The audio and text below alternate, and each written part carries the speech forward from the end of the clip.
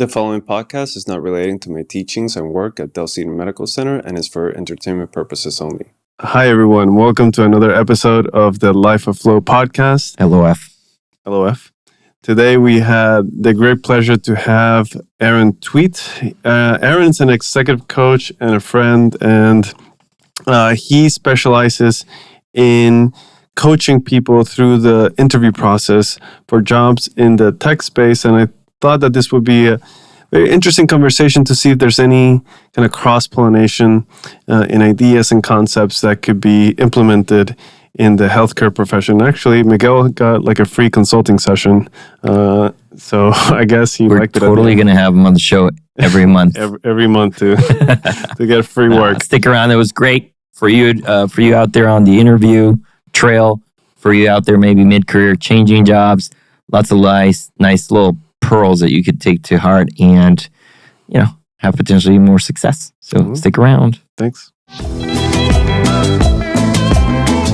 Two vascular surgeons walk into a bar and come out with a podcast. We are talking everything vascular and not. Welcome to the Life of Flow podcast. Today we have a great guest here, Aaron Thweatt. And Aaron, why don't you tell us a little bit about yourself? Thanks, Lucas. My name is Aaron Thweatt, and I'm an executive coach. And I say executive because we're all the CEO of our lives. And ultimately what I do is I serve my clients by helping them manage the most difficult conversations of their lives and careers to make quality decisions. I had a long career in corporate America, tech, and small business. And ultimately I realized that the people who are most successful in a variety of roles and fields are the ones who can manage the conversation. Managing the conversation is the most important skill set I believe that any human can learn, because we are the nexus of all things that happen to us. And when we're able to manage all of those individual conversations better, then our lives are much more improved. And the most important conversation to manage is the one with yourself.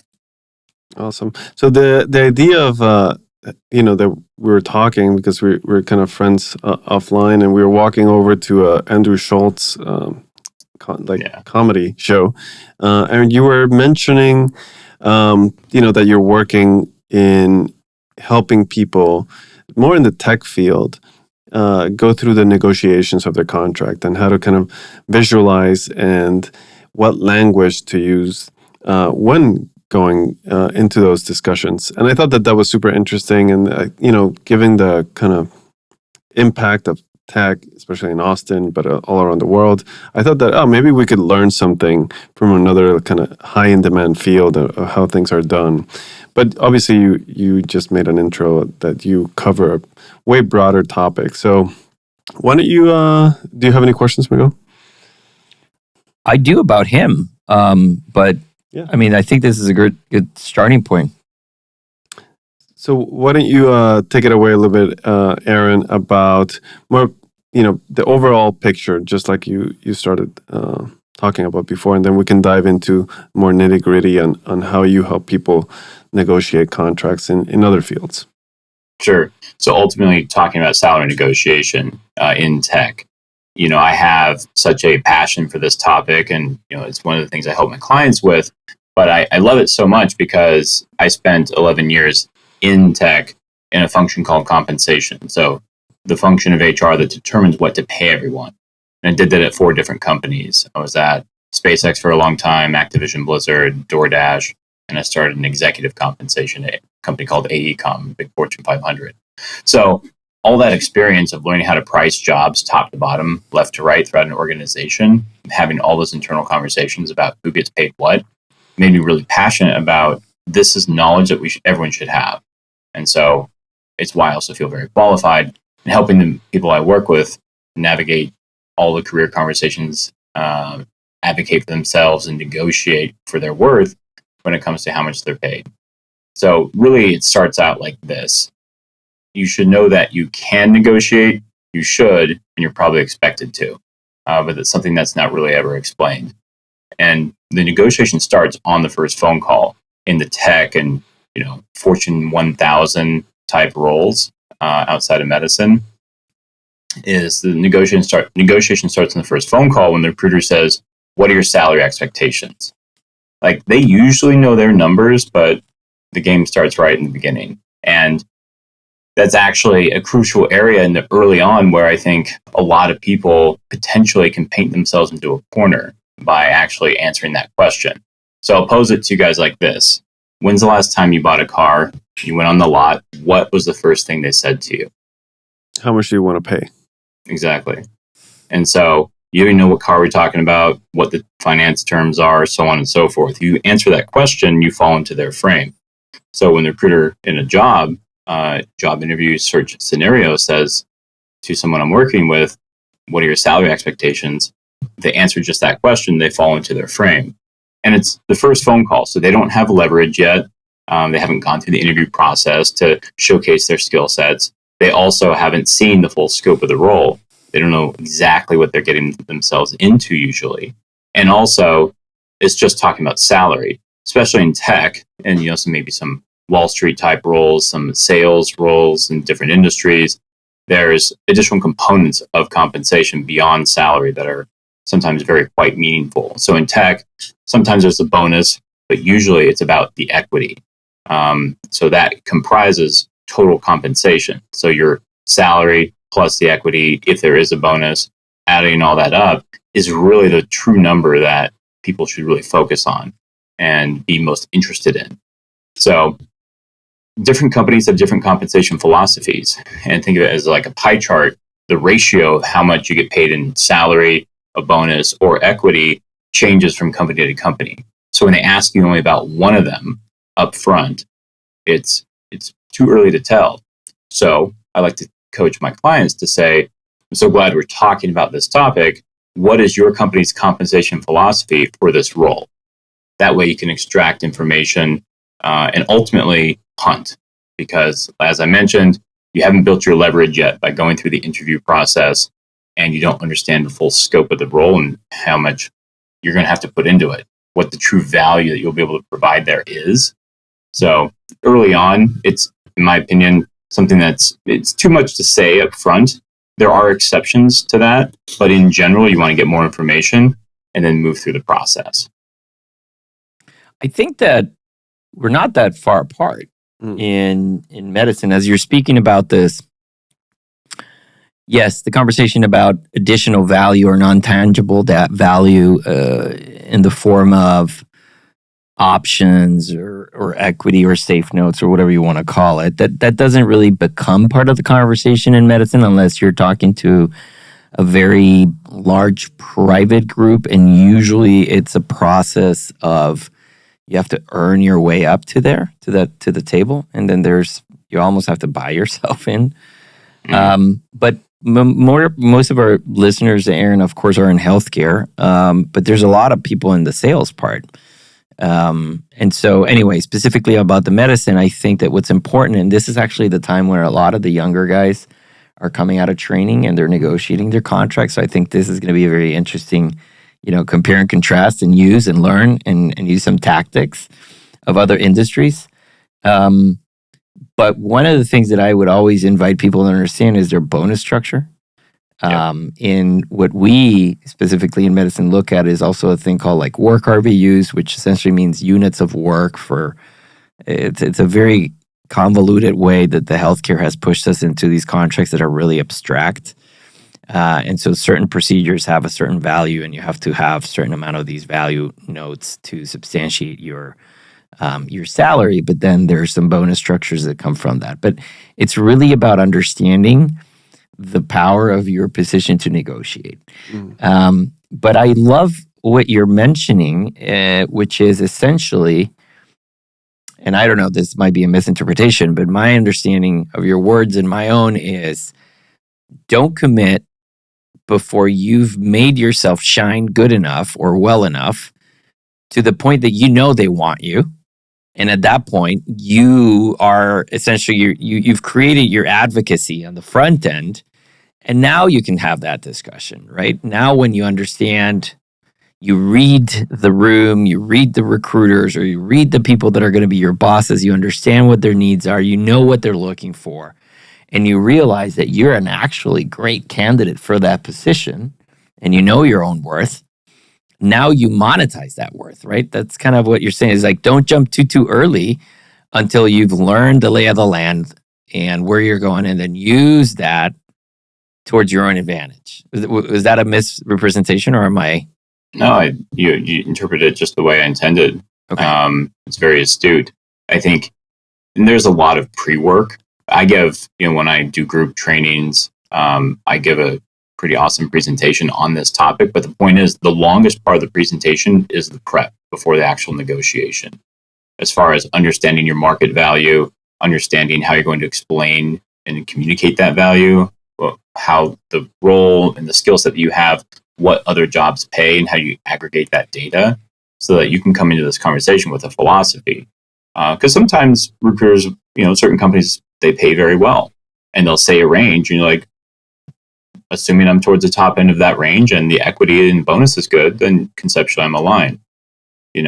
Like it doesn't always have to be a rock and roll negotiation from the get-go. The important thing is to have that clarity of what the landscape is, as you mentioned, so that you can catch that they're asking me about what I want. We're having this dialogue. Maybe they do say a range and it's not great. How do you handle that initially? Just being able to have that skill and data to flag a litmus test of whether something's going to work for you up front or not is very important. That way you don't proceed unknowingly. How can you, so say the range that is mentioned is kind of a low ball. How do you advise people to proceed in a constructive way to see if that's just a bluff and there's room for negotiation, and how to identify where that is what it is, and then you don't want to waste your time and you just walk away in an amicable way and not in a confrontational or negative way? Yeah, sure. Great question. Several layers to this, or several angles of entry. One is just the way I have clients phrase things is by asking, what is the compensation philosophy, designed to elicit more than just salary. So hopefully, in this scenario, they would, if they say a salary that sounds low, but they also say, well, there's an equity opportunity, so on and so forth, then you would have to make your assessment about, is this company, it's a Series A, Series B, whatever the case, maybe it's public, is this going to be something where I feel that there's that truly a good shot at an asymmetric upside that could make up for a lower salary, right? Different companies, different compensation philosophies, companies in different stages have different compensation philosophies. If you join a seed stage startup, or even up to say Series B, those companies really rely heavily on the equities prospects of upside as an incentive for employees to join from a compensation perspective. Then there's also your position. I've helped people who, hey, I got laid off and I need help finding a job, and then negotiating that after going through all the interviews. Then I also have people who are like, I'm a VP at a great company looking to switch companies, so I have a lot of leverage. And especially in situations like that, where you can just say, hey, that range actually sounds lower than it's going to take for me to move out of my position. I really appreciate this conversation. If there's any way we can have a discussion about up-leveling the role, or going back and doing some work around what your total compensation philosophy is, I'd be willing to continue the conversation. But at this juncture, those numbers are not compelling enough for me to switch. What do you feel is more important? Selling yourself, making yourself shine as a really nice object that these people should be interested in you, or knowing their ethos, knowing what makes them bake and what they're looking for? I'd say you can't sell yourself without knowing their ethos. Okay. Because part of how I coach people to interview, because yes, I help people with negotiating salaries, but there's no salary or offer to negotiate if you don't get the job. And so interviewing well so that you are the standout candidate is the first thing I help people with. And one of the things, my principles there is rounding up your answers. So it's answering the question they didn't ask. A lot of times, especially in tech, Fortune 500, there's across a variety of roles I help people with, but there's a lot of principles that can be boiled down to, is the interviewer asking you a question that is not as wide of a scope as you have skill set for. And so the same way that you interview is almost the same way that you negotiate, meaning you generate all your leverage during the interview process, both in displaying your skill set, and part of the way you display your skill set is by knowing what's important to them. So that's why I was saying knowing their ethos is a key component, because there's a lot of things that any candidate, I'm sure, could say in any situation, but knowing what's important to them, Chris Voss, never split the difference type stuff. What's the black swan piece of information that exists within this organization or this team or this hospital group? So those aspects are important to tease out so that you're not just answering the standard question they're asking you. You can start to really round up your answers, see around corners, and differentiate yourself as a candidate. So do you actually go through a mock training with your clients? Because I could foresee you potentially having some, layups where you're like, okay, well, this guy's, he's got it. He can speak. He can talk the talk. But I bet you probably get some disasters of people that you're like, shit, how am I going to help this guy, right? I mean, so walk me through, think back and all the experience you have. Think about maybe one of your worst clients. Obviously, don't tell us who it was. But their social security number is. Yeah. But maybe walk us through the toughest experience you've had to coach and how, if it was successful or not, how did you manage to break through and get to? Because I think a lot of these things are just skills. Yeah, I mean, you're skills. But I think you're born into it, right? I mean, no, I think you work on them. So anyway, that's the question. Bad experiences in the past with bad clients and how to break them into something that makes them successful in this process. Yeah, I like the question. I've never had a bad client. I've had challenging clients. Okay, fair enough. But that's the business I'm in. Yeah. And that's, the way I like to serve. Anyway, I work with a lot of people who are very smart, very skilled, successful in their own right. One of the biggest themes I see is people not wanting to be, they would call it braggadocious. And the thing is, during an interview, it's time to sell, baby. So, just the practice, though, of advocating for yourself in that way is one of the biggest challenges I work on. So, yes, the negotiation, the interview prep, we do a lot of tactical, what are the words and the prep around that. But even before, I'm working on their nervous system and their mindset, making sure that their somatic body and their mindset is primed to be able to say things that they maybe aren't used to about why they're great, or asking challenging questions in an interview to ensure that a company or a role is actually a fit for them. Sometimes people have challenges around that, and so that's where I start with them. Other people, like you said, they may not have those challenges. They can talk. And then so the other challenge is people are very verbose. They talk a lot. They ramble. They're not concise and impactful in their answers. And one of the key pillars of executive presence is being concise. This is another thing that I teach, but executive presence is, I think, the number one differentiating factor. You take two people, two roles, same skill set and experience, but one person gets promoted, the other one doesn't. It's because they have executive presence. And so being able to display those pillars of executive presence early in the interview process is going to help you stand out as a candidate. So getting someone to be able to have tight, impactful answers that don't ramble, not only for how you come off, but a lot of interviews in tech are half an hour, 30 minutes, which is, in my opinion, way too short. In my career, we had those at some of the companies I worked at, and I was just like, this is way too short. And I just watched how people would ramble and go on and on and on, and it cuts into the time that they have to ask questions at the end. Because the interviewer is going to get through their questions, because that's a priority. But you want to be able to ask at least 1 to 3 questions, if you can, in an interview process, to at least try to have a semblance of a dialogue to understand if the role is generally a good fit for you. But you can also differentiate yourself as a candidate via the quality of the questions that you ask. How can you dive a little bit into that's? I found very intriguing the concept of executive presence. Can you dive and explain a little more and the kind of the nuance of it and where people usually fall short and maybe things they can do to be more executive? Yeah, sure. I love this topic so much. I kind of have built this and reverse engineered into what makes someone be able to develop executive presence through, I've had 5 different careers. the compensation HR career was just one of them. So I've navigated a lot of change, seen a lot of people move through organizations very well, and then started to embody some of that myself. So started to try to diagnose, how is this done? How is this replicable? So think of it like a tree with a root system. The root system is principle number one, which is being competent in your role, which seems standard, but because it's standard, it needs to be there.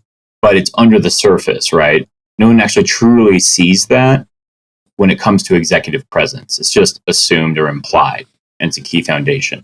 The second part is being able to manage up.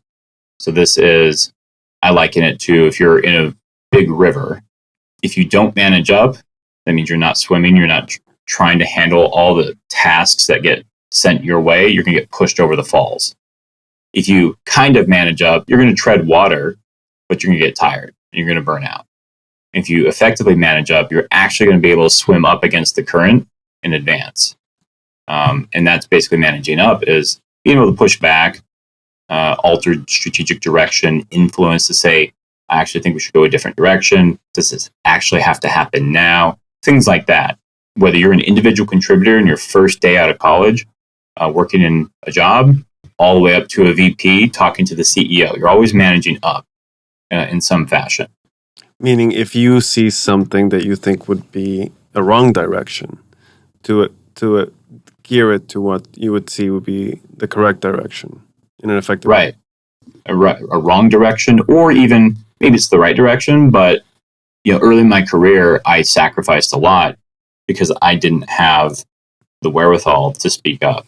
They would say, hey, we need this Excel analysis done by tomorrow. And I'm look at the clock and it's like 4:58. Guess who's staying late? Yeah. And so, obviously hard work is important, and being able to flex when appropriate is needed, but just doing that all the time, blindly saying yes to everything, it's not going to be conducive for your own well-being. And also maybe you have a team. And so being able to have like some structure and framework where you can push back or clarify.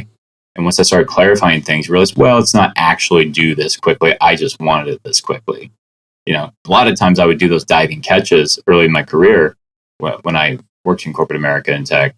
And I'd do the analysis, I'd stay late, and then wouldn't use it for like 4 days. It's like, well, I could have just done it as part of my normal work cadence and everything would have been okay, right? But at the time, I didn't have the courage to ask or to clarify with someone that I felt was, on an org chart above me. And so that's where that principle came from.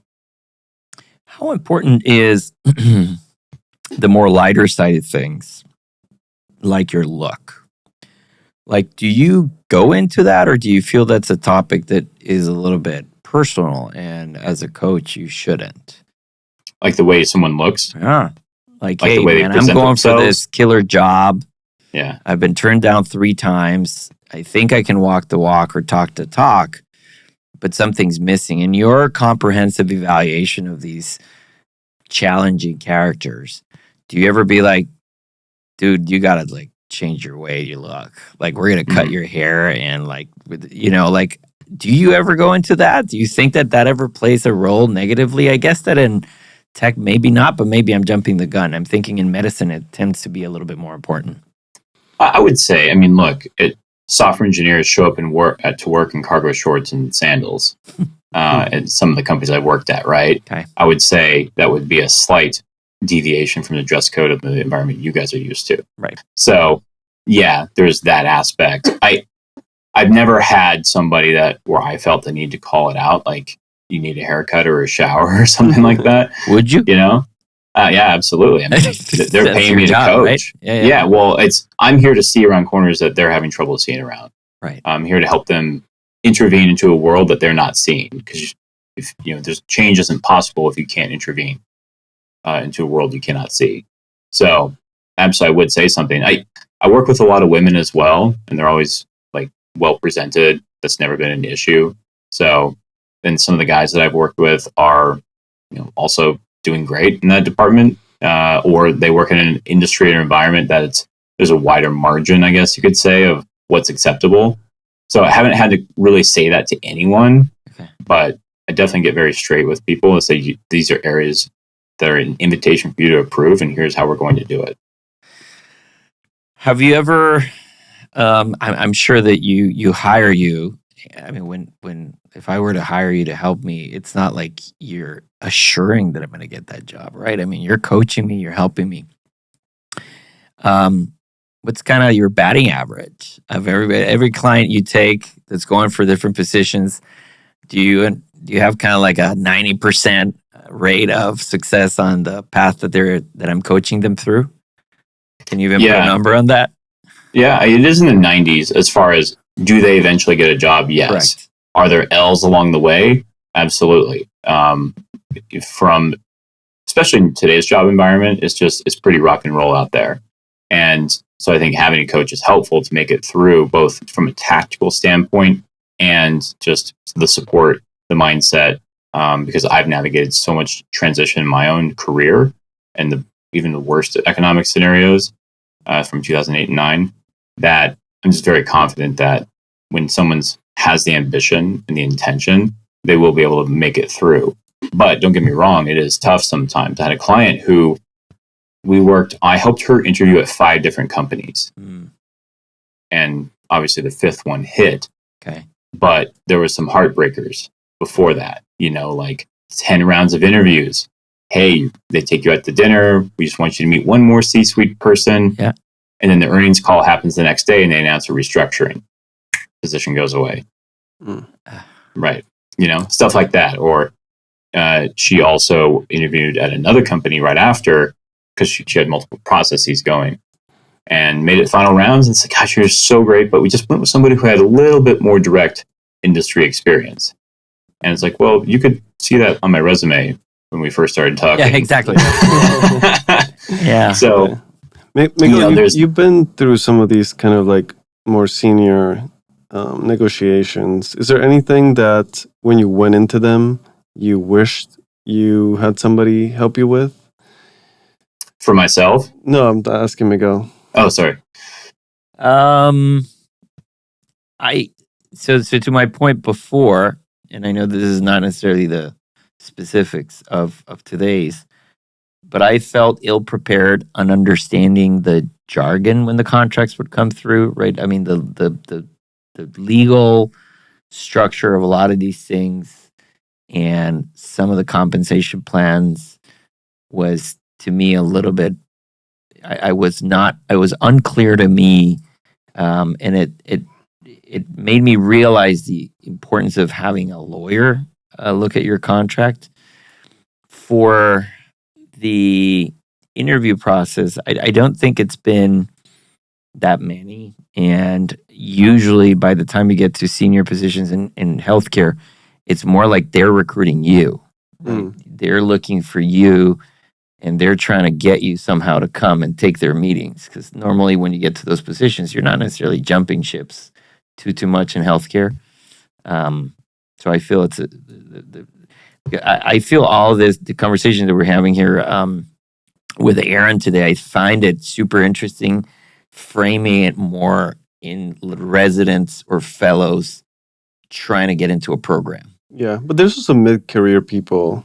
So, Yeah, you're 5, 6, I would say the 7, 10 mid-career years. people start jumping a lot, but I don't know. I feel like we're a little bit biased because there's too little of us. So for you to go and find a vascular surgery job tomorrow, it's probably relatively easy. Yeah. Whereas tech right now, I think, is probably super complicated. Aaron, what do you think about, I know this is a weird kind of spin-off, but just thinking about this and talking about, how do you think the nuance of artificial intelligence is going to affect the job landscape? It seems to me that we're going to need a lot more coaching, especially in tech, as a lot of these positions start being taken over by machines, and we're going to have to be prepared for that. Like, it's almost like we need to be a superhuman to be able to be considered for these positions, because the basic, easy ones are going to be taken up by computers. What's your thoughts on this? Yeah, I mean, it's going to be massively impactful, and there will be a big transition. A lot of jobs will be lost.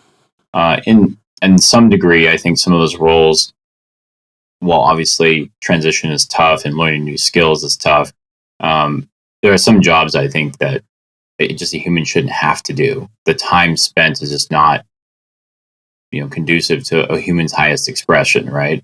But in the moment, it's going to be painful, of course. Any type of transition is.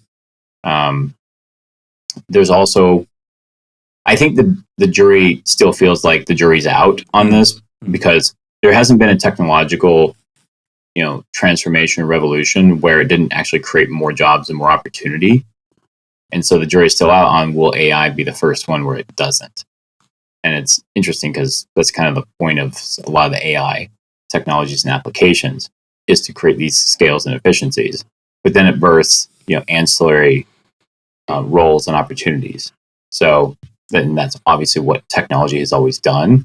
It's just created new things in new areas, kind of like 0 to 1 moments. I think, pre-internet, there wasn't the need for, massive web architecture development, and software engineering was not as, it wasn't as in demand, right? And so then in the mid 2000s up until like essentially now, the growth of the software engineer and how much software engineers are paid has just gone virtually parabolic, except for the last 2 years. It's pumped the brakes a bit. But in the wake of that, we also seen information security, cybersecurity professionals grow, in some cases even more than software engineer. Like standard as a title, software engineer, I know there's a lot of flavors of it, but there's always going to be something. Really, it's about skill sets. And, if you see that your role and your skill set and what you do is soon to be automated away, it's time to start thinking about a transition path to where you can contribute your value, your insight, and your passion in a new way that will be conducive to the new environment. Aaron, if you could kind of flip it, flip the consulting that you do on its head, and you are in the other role. You're in the role of starting, like Miguel, your own practice, your own business. How would you construct the interview process, and what are things that should be on your radar when you're building your team, as far as traits that make a great team? So traits that the individuals have that when they come together as a collective, they'll make a great team. What a good question, by the way. Yeah. You're really good at this, Lucas. It's like you've done this before. Look at you. Coffee king. Yeah. I think passion pays dividends. And so what I've always screened for and would advocate anyone who is hiring one person or a whole organization just setting a culture is the person that you're considering for the position truly passionate about the skill set, the actual work? Because and I've been there before, but done jobs just because it paid a lot, not because I actually liked it. And, I have my own personal bar, my own personal standard of excellence. But what is the cost of pushing? A life of push is a lot more costly to the individual and sometimes to the people around them than a life of pull, feeling compelled and drawn to do something. So that right there is kind of a framework for just screening for the passion. And, some people love accounting, other people don't, right? Yeah. So that's number one. Number two, obviously, is skill set. But really, it's about obviously the stage of the person's career and the level of the job that you're going for. If it's in the beginning, you have a bit more leeway. If you want someone very senior, either an individual contributor or someone in management, obviously they're going to need to have a deep expertise in what they're doing. But what I'm really getting at is the intangibles. Companies should do the best they can to screen for the intangibles of candidates, meaning someone who has the intellect, the autonomous thinking, the drive, the passion, the genuine alignment.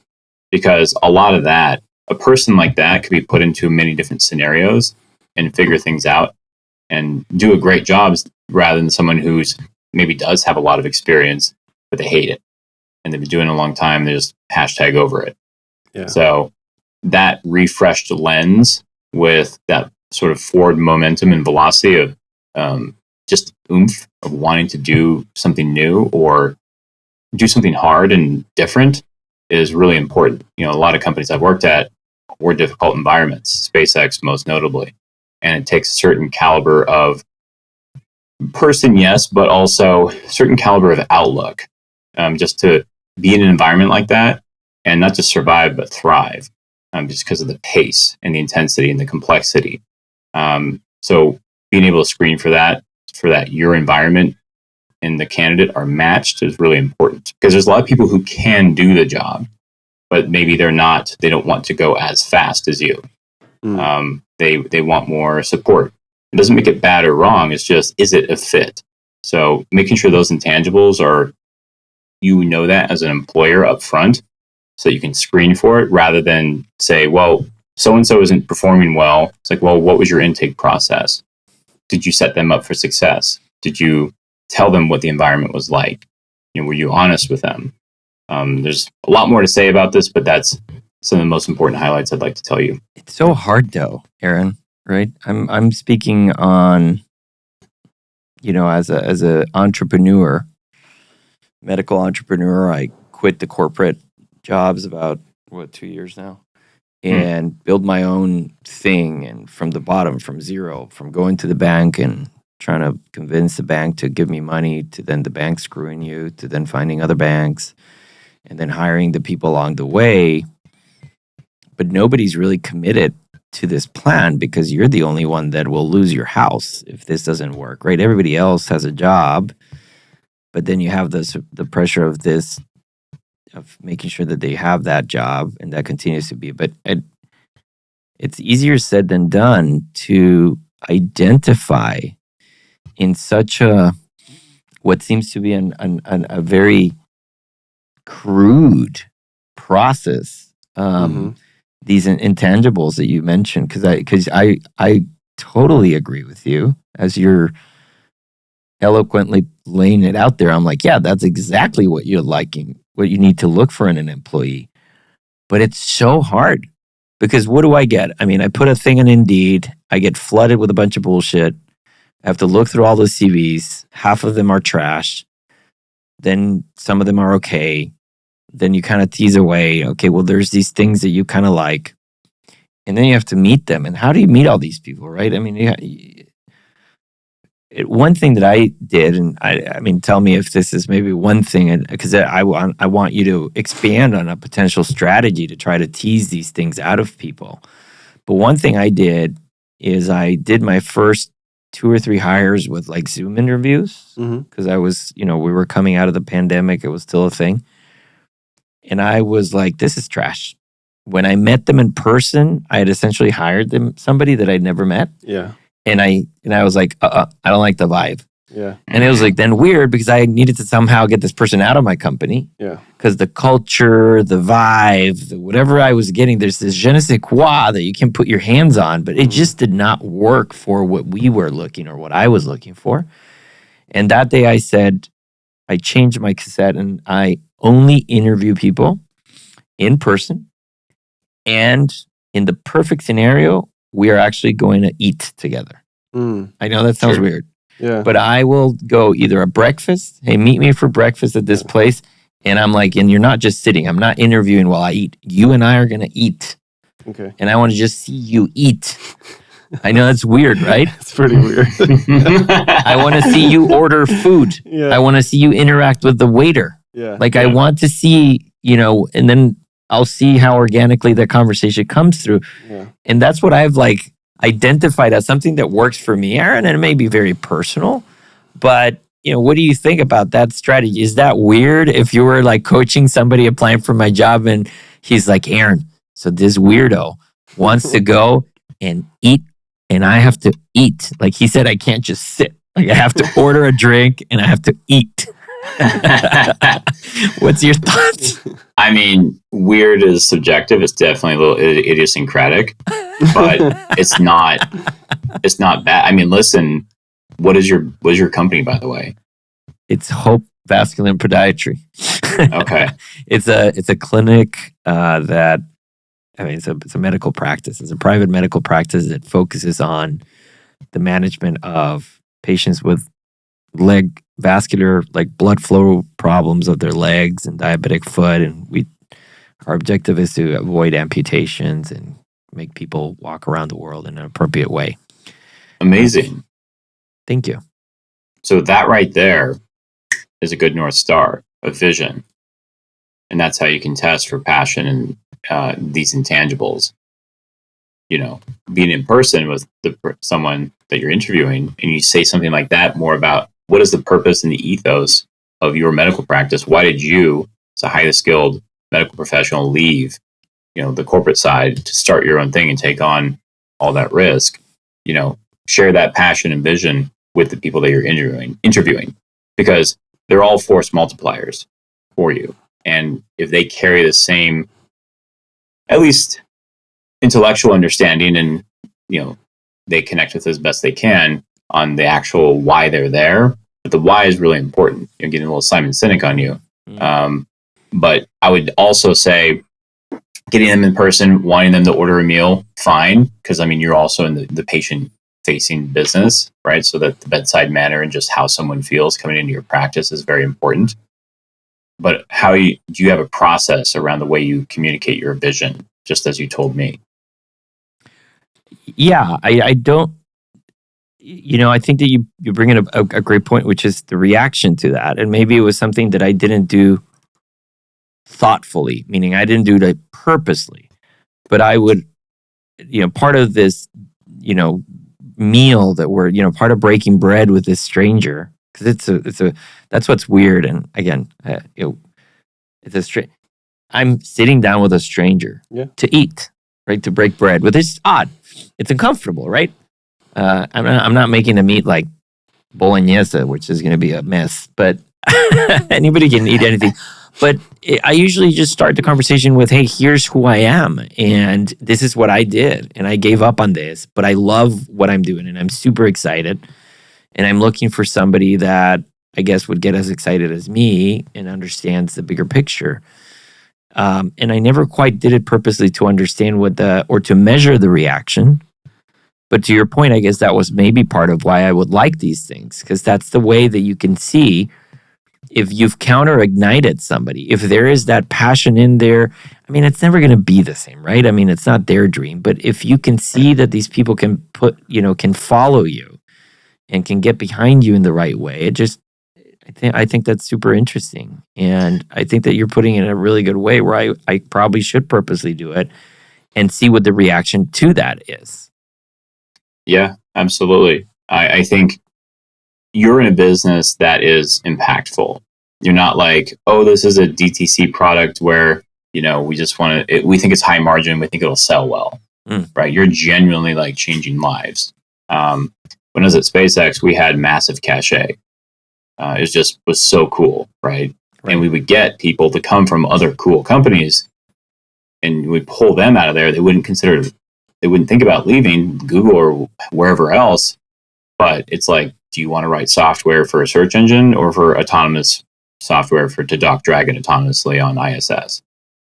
You know, so like that's obviously like a pretty heavy hitter thing that not a lot of companies can say in tech. But what is your version of that? You know, it's like, do you want to save someone's future for not having to be an amputee? Right. I would also, just something that just came up for me, a strategy for you, rather than just the Indeed, is creating community for you, maybe you're doing this, which is a personal brand, which is awesome. But how can you lean more into creating awareness around the ethos of why you started your clinic? And then that will just create people who are naturally aligned to the mission. And then occasionally you can drop like, hey, by the way, we're hiring somebody. And so you have a natural funnel. I don't know if you're already doing this, but that's an area I would go. Non-intentionally, but I think that you bring another exceptional point. That's great, by the way. This idea of having free coaching is great. We should have Aaron. Yeah, exactly. Aaron, can Come you back do one 5 days a show? week. Aaron, can you do one show a week? I'll send you a bill. No, really, because it's if you think about it, we're developing, our social media strategies and this whole thing, and it is true that I think what we're building is a community, right? And there are going to be people inspired by the mission that would become huge advocates of the brand, right? Of the goal. And, I don't necessarily think that we're there.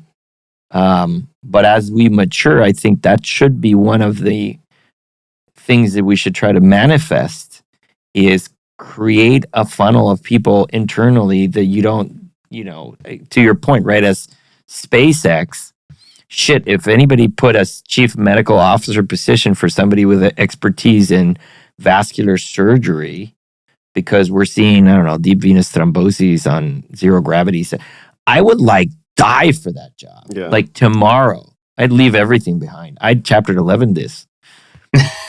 Well, maybe not. That sounds bad. But no. But what I'm saying is why? Because I just feel that's such a cool mission, right? The thought of exploring and gaining and the mission and galaxies and all these. Yeah, you just give them like STDs and that'll be your whole job. What? Yeah. Oh, an STD. No.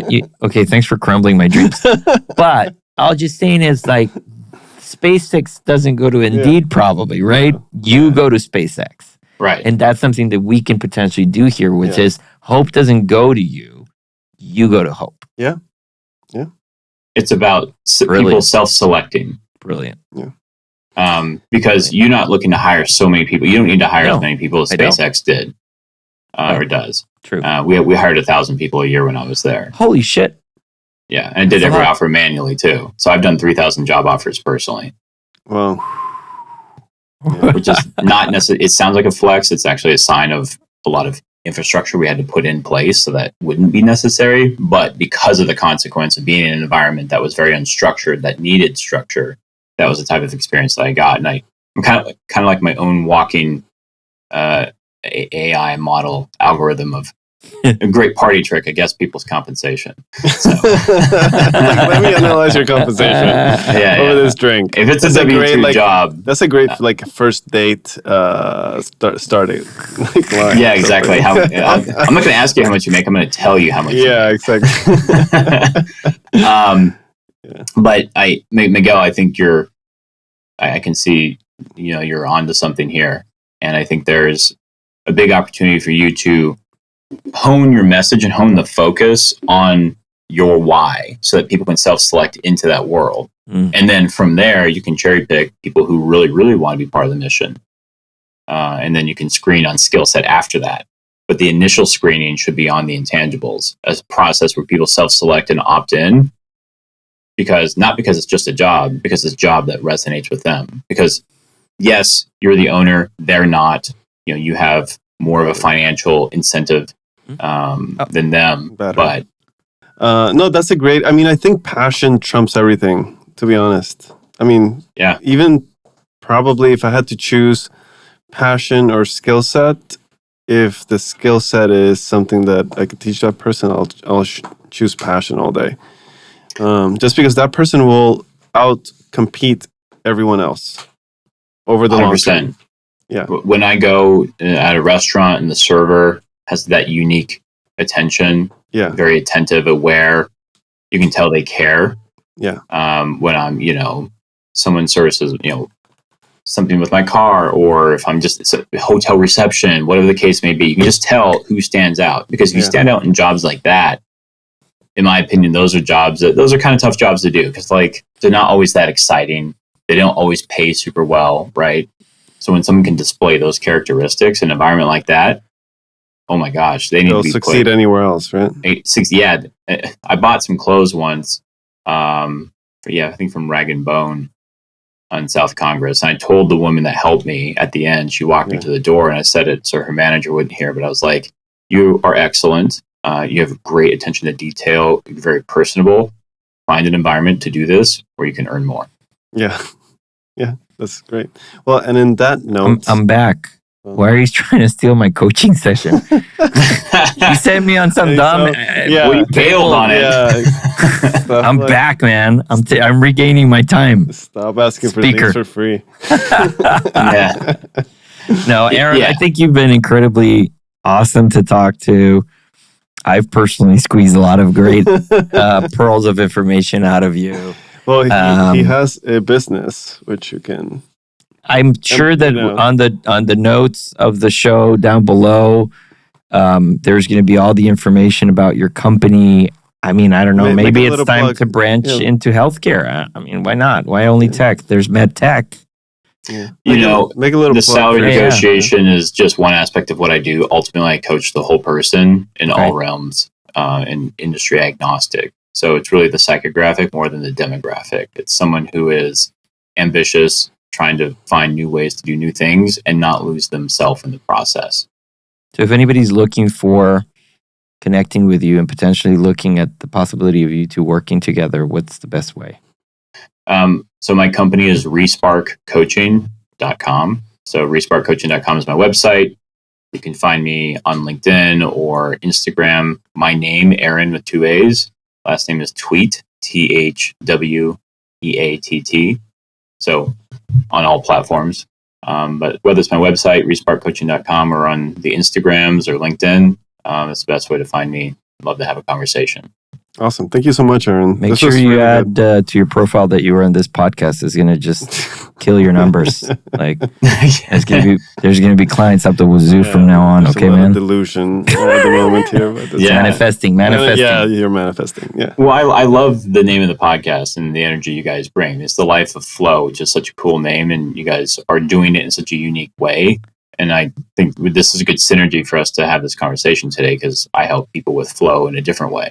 The flow of their conversations, their energy, and you guys are actually helping direct their literal flow within their vessels. So pretty cool.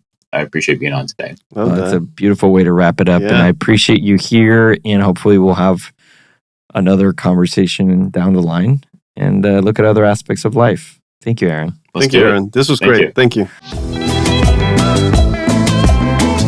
Two vascular surgeons walk into a bar and come out with a podcast.